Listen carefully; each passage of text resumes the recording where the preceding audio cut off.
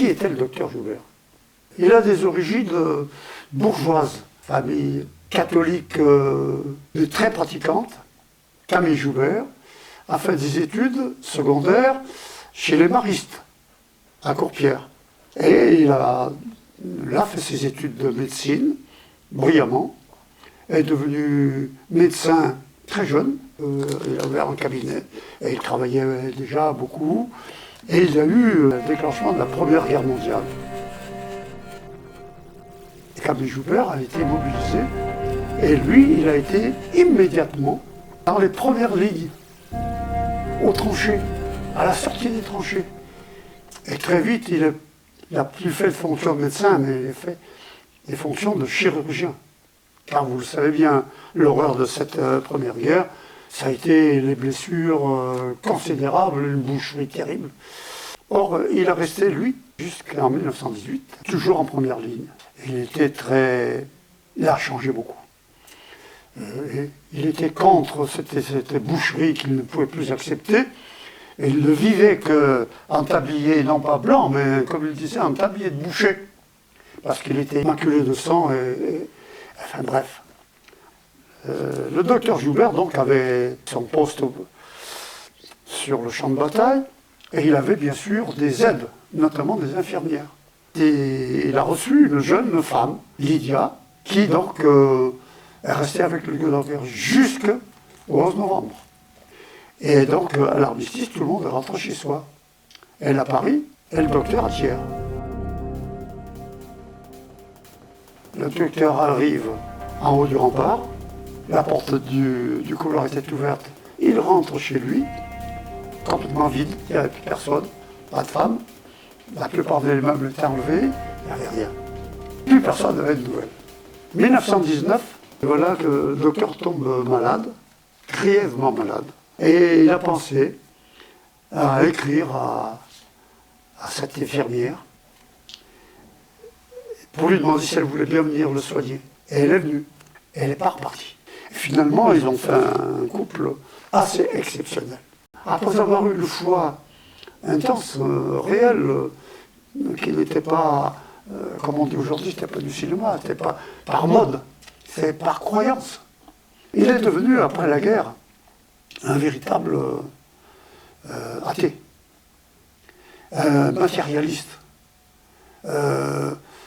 pacifiste obligatoire, pacifiste jusqu'au bout, et donc avec des valeurs qui étaient encore plus éloignées des valeurs qu'il avait connues dans sa famille. Tout d'abord, il a adhéré à la loge maçonnique au Grand Orient de France en 1923. Puis il a adhéré à la SFIO, c'est-à-dire la Sécurité française internationale ouvrière. Il a continué à travailler, il était toujours dans des associations à caractère laïque. Sa fille Nicole allait à l'école laïque. Et ça a été à la Grande Dépression de 1930, le début des dangers fascistes, et donc le rapprochement des gens qui ne voulaient pas le fascisme. On peut dire qu'à Thiers, le docteur Joubert a été un peu au centre de cette espèce de mouvement populaire. Certes, il y avait les partis, communistes, socialistes, etc. Mais ce sentiment qui a réuni beaucoup de gens éloignés quelquefois. Bien sûr, la SFIO aurait bien aimé voir le docteur Joubert au premier rang de la bataille, et notamment dans des élections. Mais alors, en 1935, il y a eu les élections municipales, et donc il a été pressenti pour être tête de liste. Il n'a jamais voulu, il ne voulait pas être maire. Finalement, il a quand même accepté d'être sur la liste, et il a été parmi ceux qui ont le plus de voix, naturellement. Et il a accepté finalement d'être le premier adjoint du maire qui a été élu, qui était Antonin Chastel. Il a tenu son mandat jusqu'à 1940, lorsque Pétain a simplement viré le conseil municipal et son maire est remplacé par une délégation spéciale qui était à l'époque le colonel Brasset. Bon. Et se réunissaient chez le docteur Joubert aussi bien des militants communistes que des militants socialistes, que des députés, des journalistes. Monsieur Varenne, qui était le créateur de La Montagne à l'époque, qui était un journal dit des gauches, la famille n'a pas réagi obligatoirement comme le docteur Joubert. D'abord, Lydia Joubert était beaucoup plus proche des idées du Parti communiste. Et on peut dire que Alain et Nicole encore plus, parce qu'eux, ils ont à dire au Parti communiste. Ce que Mme Joubert n'a jamais fait. Et la grande chose, c'est le voyage en Union soviétique de Camille et Lydia Joubert. Et ils ont vu pas mal de choses. Et le retour a été tout à fait exceptionnel. Là encore, le docteur a franchi un pas. Et comme ça, il est devenu le premier président des Amis de l'Union soviétique du Puy-de-Dôme.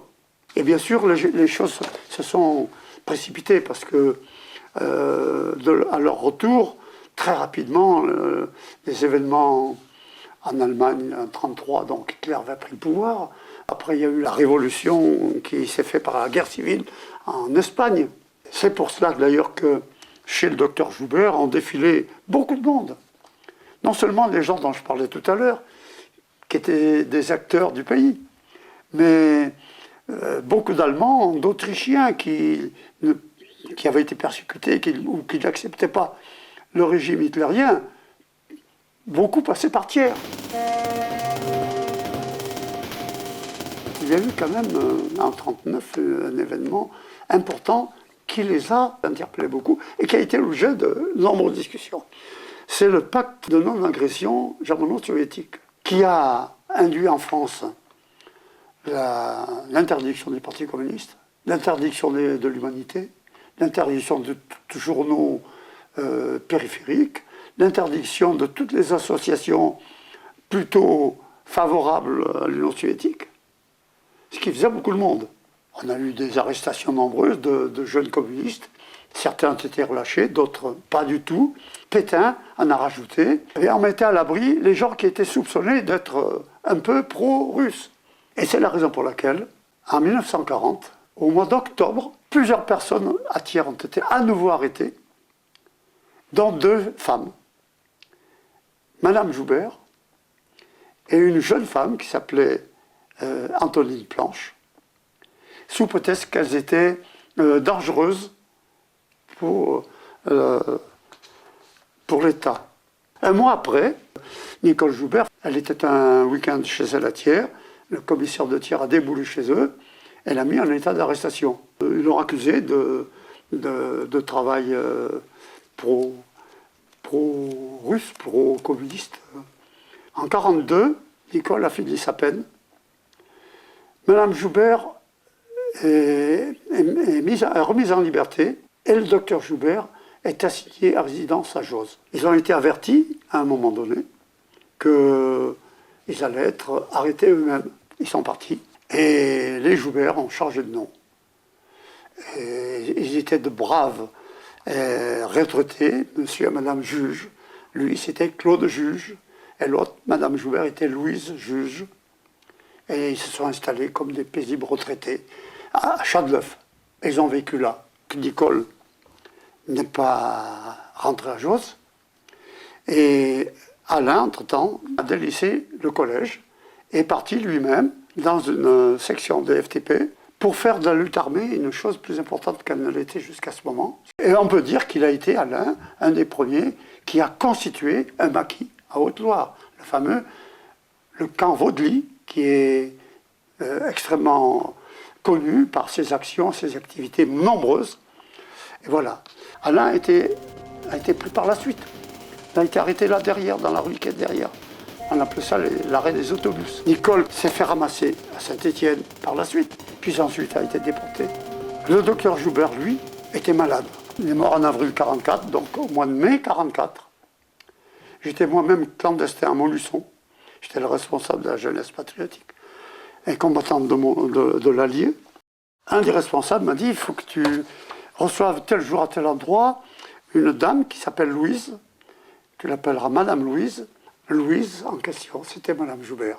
Madame Joubert a fait un travail énorme avec l'FTP de l'Allier. Elle a constitué le service de santé. Et d'ailleurs, à la Libération, elle avait organisé un petit hôpital d'urgence qui a bien servi à beaucoup de nos copains qui ont été blessés. Car, bien sûr, elle a refait son métier d'infirmière. En tous les cas, elle organisait. À la Libération, finie, Mme Joubert n'a pas voulu partir. Elle est restée à Montluçon et elle a travaillé avec un des médecins qui avait été avec elle dans la résistance, et ils ont fait admettre par la municipalité de l'époque de transformer un château en une sorte de maison de repos, parce qu'elle pensait à ses enfants quand ils allaient venir, s'ils revenaient. Et les 2 enfants sont venus là. Et donc, elle a beaucoup aidé les déportés, les anciens prisonniers qui étaient venus, quelques résistants aussi, se refaire une santé, parce qu'il fallait faire des diagnostics, c'était très long. Et surtout, le dépérissement de ces gens qui avaient plus rien de vivant dans eux. Et Alain encore plus, qui était malade. Parce qu'Alain avait été pris pour faire des expériences chimiques. Donc, il arrivait, il était jaune, canari, enfin bref. Enfin, je dis cela parce que le docteur Joubert, dans tout cela, avait reçu de toute la population, non seulement tiernoise, mais de la région, je dirais presque auvergnate, une considération au-dessus de la moyenne. Ça s'est terminé par, en 1946, des obsèques solennelles à Thiers. Et il a fallu bien sûr qu'il y ait un jugement parce qu'ils ont enlevé le corps de Chadeloff, c'est le corps de Claude Juge, et ils allaient enterrer à Jose le corps de Camille Joubert. Et entre-temps, ils sont arrivés à Thiers, où il y a eu une manifestation, toute la ville de Thiers. C'est non seulement poignant, mais c'est quelque chose qui va au-dessus du sentiment. C'est noble, c'est quelque chose de grand. Voilà. Alors, je fais un dossier aussi explicite que possible, mais avec des documents que je produis, pour comprendre l'état d'esprit, pour arriver à ce degré, je pense, de conviction et d'engagement. Et c'est pourquoi j'ai intitulé ce dossier « L'engagement ».